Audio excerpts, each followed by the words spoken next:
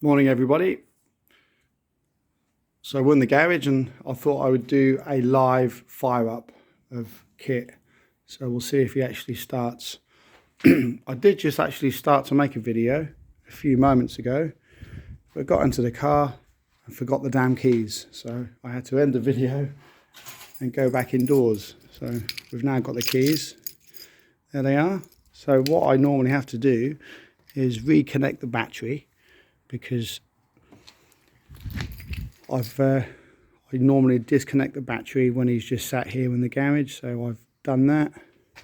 Plenty of coolant in there. It's not quite enough, but I'm not driving it at the moment, so that will do. We've got fuel in it, plenty of oil. Ouch. So there we go. See what happens. We'll close this bad boy. What do you think? Is he going to start? That's the question. Rear hatch has just gone down. So the rear motor has just pulled the rear hatch down. That's all good. Rear hatch is lovely. Look at that. Oh, that's probably one of my favourite parts of the car. So glad I got that. So anyway, here we go. I normally have to wait until it's a little bit later in the day to fire the car up, because it's quite noisy and yeah, it does wake the neighbours up. So here we go.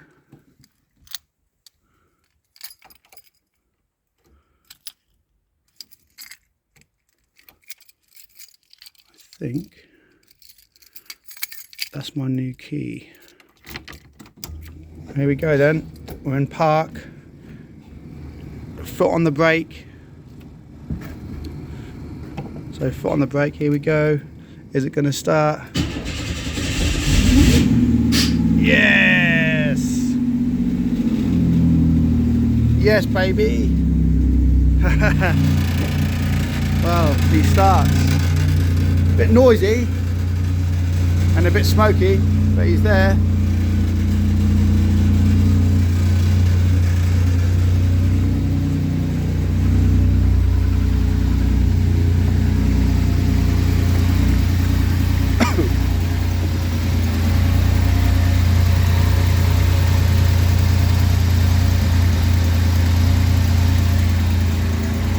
Yeah, all good. So what we're going to do,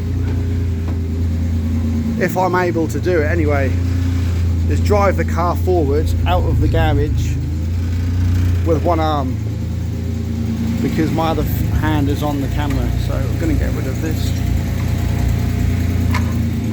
I think everything is good.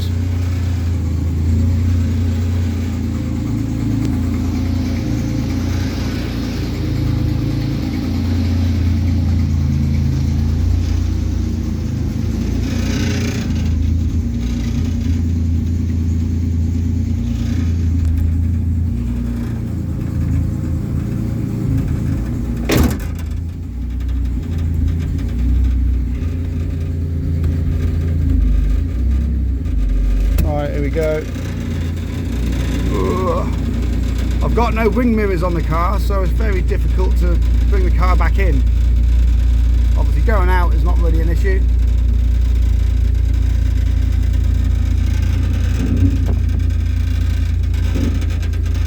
Yeah, so all is good.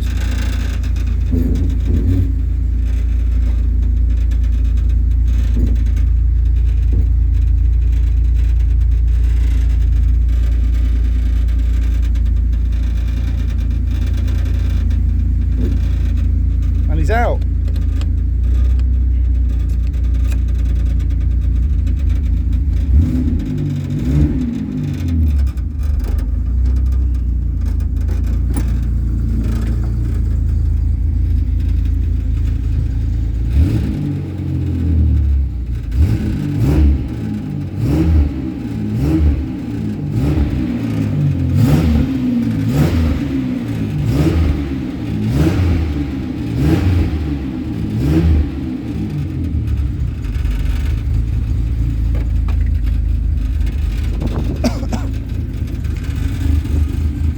There you go then.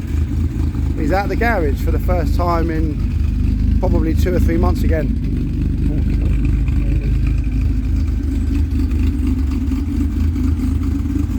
So probably the last time. I would imagine this year he'll be out of the garage.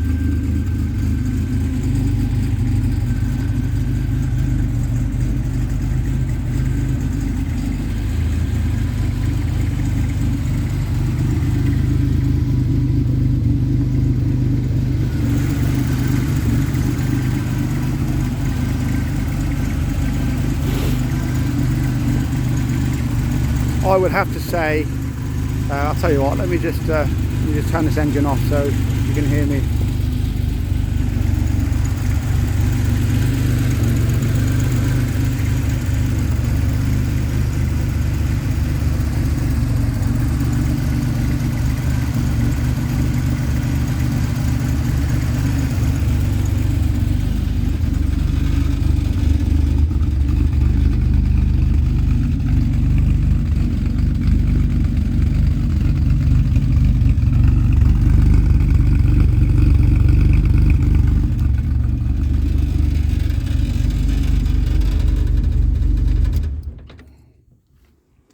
Right, there you go.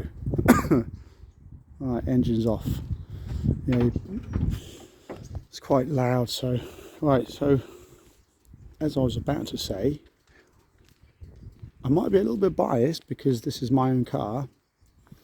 However, I think I have one of the nicest engine bays for a Kitt replica. I know it isn't fully done yet, but he is probably about 60% complete now. Engine bay is done. The exterior is pretty much there. I've got the nose is in the car. The car is all ready to be sprayed now in the paint shop. So that is why he's just sat in the garage. So I've got my PMD seats, look, cool. Interior electrics, I know they look a bit of a mess, but it's all good. I know exactly what's going on in there. So I reckon, yeah, I would say that I've probably got one of the nicest engine bays out there when it comes to a Kitt replica, because I see a lot of people and they do the exterior and they do the interior and they do everything else, but the engine bay never looks very nice. And I'm guilty of that, because my last car, if you remember, I even said, didn't I, that the car was lovely but the engine bay wasn't very nice. So I was guilty of that on my last car. The only other person I've seen with a really nice engine bay is the guy from the States. I would say his Kitt replica is probably one of the nicest ones I've ever seen, and he did the engine bay as well. The engine bay was absolutely lovely. It was immaculate. I think he actually had some extra parts in the engine to make it look a bit more futuristic. Oh, I forget his name now. I can't believe I forgot his name. But anyway, the guy that sold his Kitt replica for about 80,000 bucks, I think, a couple of years ago, about 3 years ago. His name will come to me in a minute. Yeah, leave a comment if you know his name. Oh, I can't believe I forgot his name. So he's got a YouTube channel, and that was when I first saw his car. But out of all the Kitt replicas I've seen, there's been some nice ones in the UK as well. There's been some nice cars, some really nice cars in the UK. But I always find that the engine bay is something that a lot of Kitt replica builders don't really focus on. So this is where I've tried to be a little bit different, and that is why I've spent a lot of money on the engine bay, because you can see, look, it's all been sprayed. The engine has been taken out. You can go back on my channel and look anyway. The engine has been taken out, and the block and everything has been sprayed. The covers, I mean, it's a little bit grubby at the moment because I've not cleaned it in over a year. Well, the last when it was sprayed over a year ago, I've not cleaned the engine bay since. But I mean, even that, you know, it still doesn't look too bad. But once the car gets sprayed and it comes back to my garage and I start to do the interior, I'll make sure that the engine bay is all cleaned again, so it will look really nice. So a brand new radiator. I've just actually sprayed my indicator lights. That is actually a little trick that Scott Bainbridge told me, so I'm not going to claim that was my idea. Scott told me to actually spray these with a tint colour, So when these flash, I mean, I guess you guys in the US call them turn signals, don't you? In the UK, we just call them indicators, you know, whatever you want to call them. When they go off, you'll still see them when you turn, but from a distance, you won't see them. They'll blend in with the rest of the car. It's a really good kind of little trick, because the front of Kitt, he's going to have 2 fog lights either side. Obviously my main headlights, and then my indicators are at the ends. But if you don't tint the plastic, if you don't tint the lens, then it stands out too much and it just looks ugly, in my opinion. And a lot of other people have said the same thing. So there you go, not looking bad. I wanted to do a little video for New Year's Eve. I thought last video of the year, might as well get them out onto the, it's a lovely day, I might as well get them out on the driveway and fire them up. And yeah, he actually fired up first time. So I say I do disconnect the battery when he's just sat there.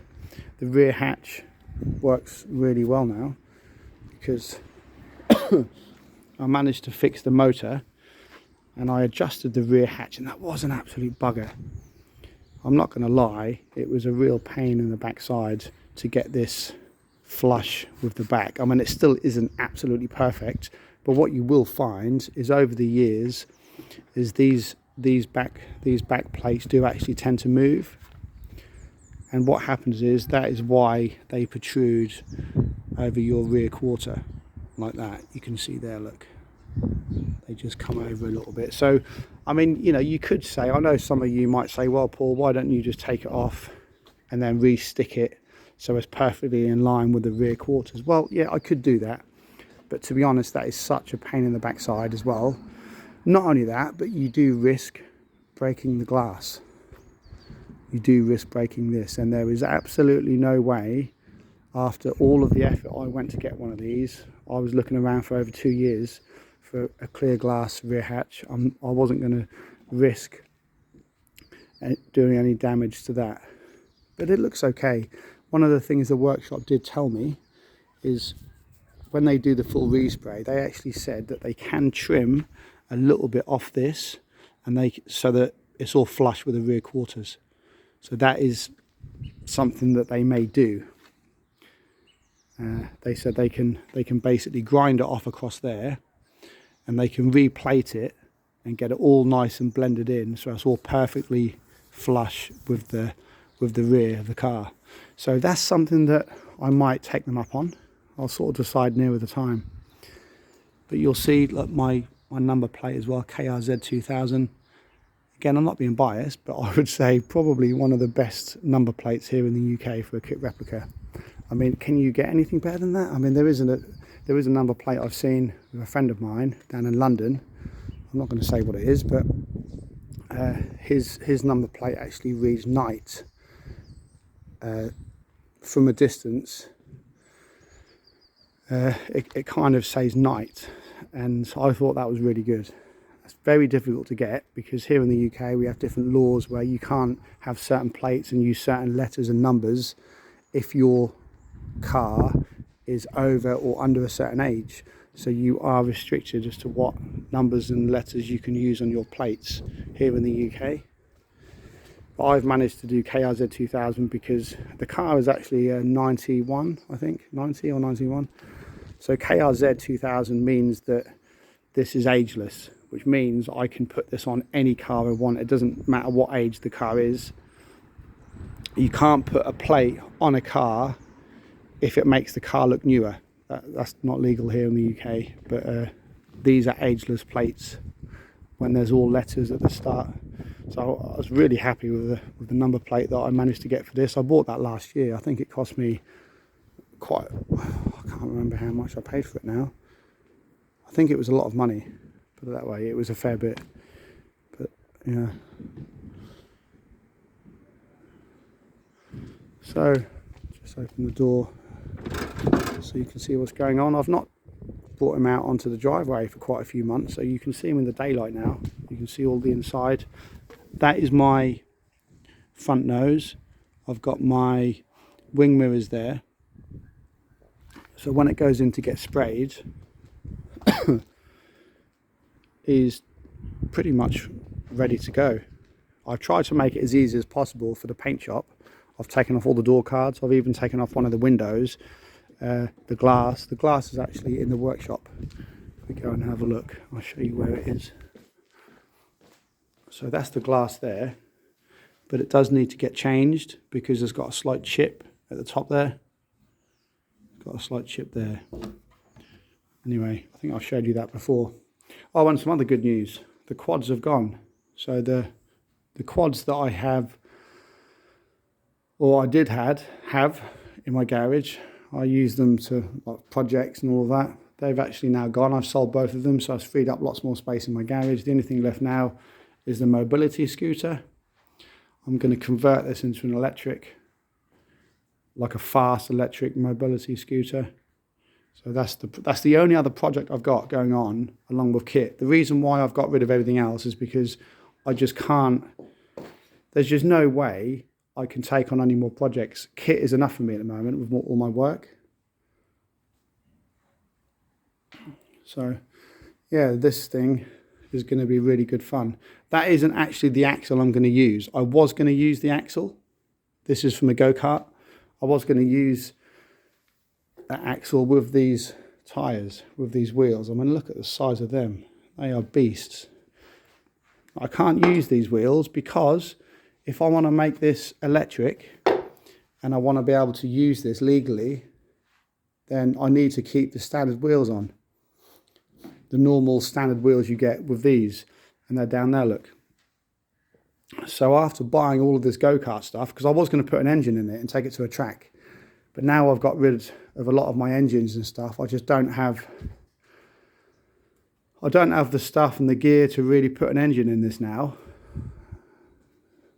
which is fine. I think electric is definitely the way to go for this particular project anyway. It'll be good fun.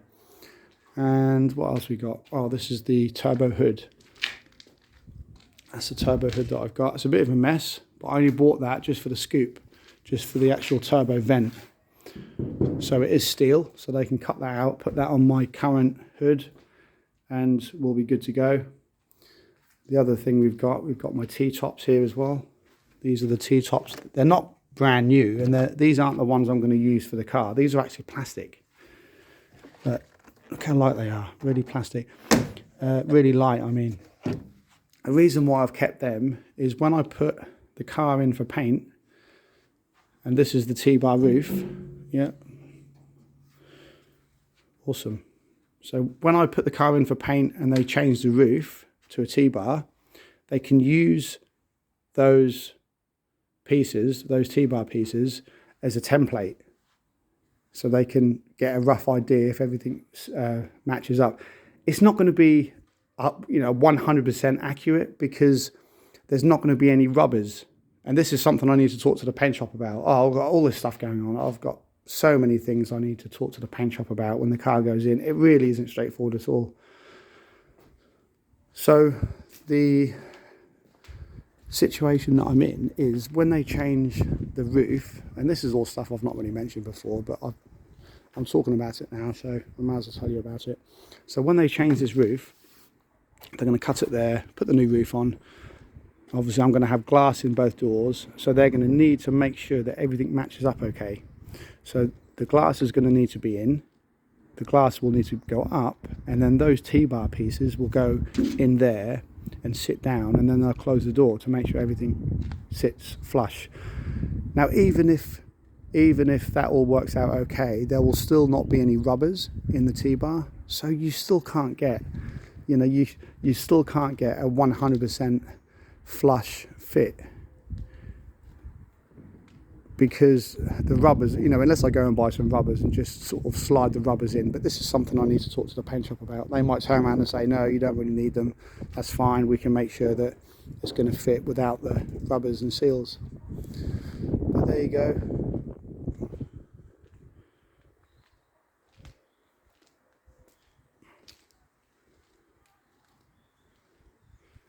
But we're making progress. Slowly, we are getting there.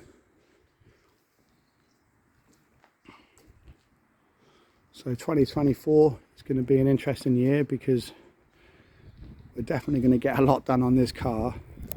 Definitely, there's lots of stuff that we're going to do. Now, I will be honest, I'm going to try my very, very hardest to complete the car in 2024. I really wanted to get it complete by 2023, but it's been an absolute disaster for a few different reasons. But you know, I don't get fazed by any of it. I just crack on, as a lot of us do. So it's one of them things. You always get a few bumps in the road. But what we're going to do is put the car in for paint soon, get the roof changed, get it under sealed, get the exhaust tweaked as well, whole car resprayed, turbo hood put on the car, and then when it comes back to me, we can then crack on and start working on the interior electronics. So still lots more to go, still lots more to do, but just follow along as you have been already. If you're not already subscribed to Funky Projects, then just hit subscribe, leave a comment, like the video, whatever you want to do. I probably am the only person at the moment definitely in the UK. I don't know about anywhere else in the world because there's other YouTube channels out there that I sometimes have not come across before. But there isn't many people that are documenting their entire process on their kit build. I'm probably the only person, as far as I can see. Not only that, but I feel like I am being really thorough. I'm sort of showing you every stage of the process and telling you everything that I'm doing along the way. So I'm trying to be nice and transparent so you can see exactly how I'm doing it, what parts I'm going to use, and what sort of process I go through in order to build a car. Don't forget, I've already built one of these cars before. That my last car before this one, but that was a manual gearbox. That was a lovely, lovely car. Really loved it. Loved driving it out on the streets. It was a brilliant car. But I decided to sell that, and this one come up. A friend of mine offered me this car, and I pulled the trigger. I thought, well, why not? I thought I'll go and build another one. This one was actually a good price, but not only that, it was everything that I wanted except the T-bar. It didn't have a T-bar, but I thought, well, I can change that. And also this is automatic, so that was definitely something that I wanted as well. And the last thing is, I know it isn't a V8, it is only a V6, but this is plenty good enough for what I need. And to be honest, you know, some people might turn around and say, oh well, Paul, it's not a V8, you know, it's only the V6. Well, I know this is a 3.1 V6, but honestly, the engine looks nice, it sounds nice. I can always tweak the exhaust if I need to at some point in the future to make it a bit more raspy, but at the moment it sounds nice, it drives lovely. And the only thing I don't have is the T-bar, but as I said, I'm going to change that when I get it resprayed. But it's going to be a really nice replica when it's finished. It is going to be really nice. So yeah, next year should be an interesting year. Lots more things coming up. But anyway, that's it from me. I know the video's been a little bit longer than normal, but I thought, well, we'll end the year on a high, and I'll give you a good sort of walk round and tell you what's happening. So yeah, if you're not already subscribed to Funky Projects, then make sure you're subscribed. Click the bell icon so you get notified of any other videos coming up in the future. So lots more stuff to come. So thanks for watching, guys, and if there's anything you think I've missed, or anything that you'd like to see me cover or tell you about the car, then just leave a comment. Okay, that's it from me. Have a great day and have a good new year. So I will see you all, it'll be next year now, so my next video will be coming up next year, probably in the next week or so. Okay, thanks everybody, bye for now.